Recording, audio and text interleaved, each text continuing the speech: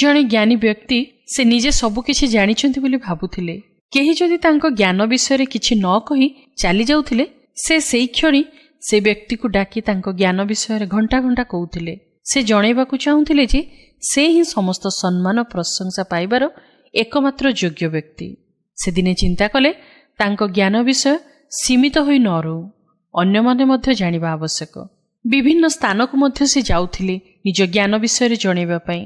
ଦିନେ ଗୋଟିଏ ସ୍ଥାନରେ ସେ ପହଞ୍ଚି ଦେଖିଲେ ସମସ୍ତେ ନିଜ ନିଜ କାମରେ ବ୍ୟସ୍ତ ଅଛନ୍ତି।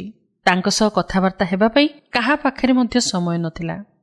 କିଛି ସମୟ ପରେ ଜଣେ ବ୍ୟକ୍ତିଙ୍କୁ ସେ ତାଙ୍କ ପାଖକୁ ଡାକି ତାଙ୍କ ଜ୍ଞାନ ବିଷୟରେ କହିଲେ, କିନ୍ତୁ ସେହି ବ୍ୟକ୍ତି ତାଙ୍କର କିଛି ପ୍ରଶଂସା ନ କରି ନିଜ କାର୍ଯ୍ୟ ବ୍ୟସ୍ତତାରେ ଚାଲିଗଲେ। କିନ୍ତୁ ସେ ଜ୍ଞାନୀ ବ୍ୟକ୍ତି ହାର ମାନି ନଥିଲେ। ସେ ପୁନର୍ବାର ଚିତ୍କାର କରି କହିବାକୁ ଲାଗିଲେ ଯେପରି କେହି ନା କେହି ତାଙ୍କ କଥା ନିଶ୍ଚୟ ଶୁଣିବେ। ଠିକ୍ ସେହି ସମୟରେ ହଠାତ୍ ଗୋଟିଏ ଛେଳି ମୁଣ୍ଡ ତଳକୁ କରି ତାଙ୍କ ଆଡ଼କୁ ମାଡ଼ି ଆସିଲା। ସେ ନିଜ ସୁରକ୍ଷା ପାଇଁ ଦୌଡ଼ିଗଲେ। ସେ ଦୌଡ଼ିଲେ ସତ, କିନ୍ତୁ ଛେଳିଟିକୁ ଦେଖି ଶିକ୍ଷା କଲେ ଯେ ମସ୍ତକ ଅବନତ କଲେ କ'ଣ ହୁଏ।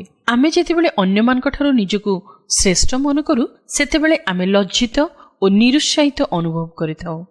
ତେବେ ଆସନ୍ତୁ ଆମେ ନିଜକୁ ନମ୍ର କରିବା।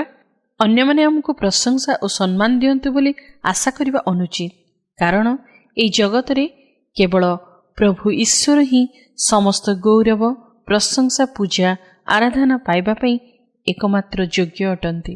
କାରଣ ସ୍ୱର୍ଗର ଈଶ୍ୱର ବାଇବଲରେ ଏହି କଥା କହନ୍ତି, ସଦାପ୍ରଭୁ ବିଷୟକ ଭୟ ଜ୍ଞାନଜନକ ଉପଦେଶ, ପୁଣି ନମ୍ରତା ସମ୍ଭ୍ରମର ସମ୍ମୁଖରେ ଥାଏ।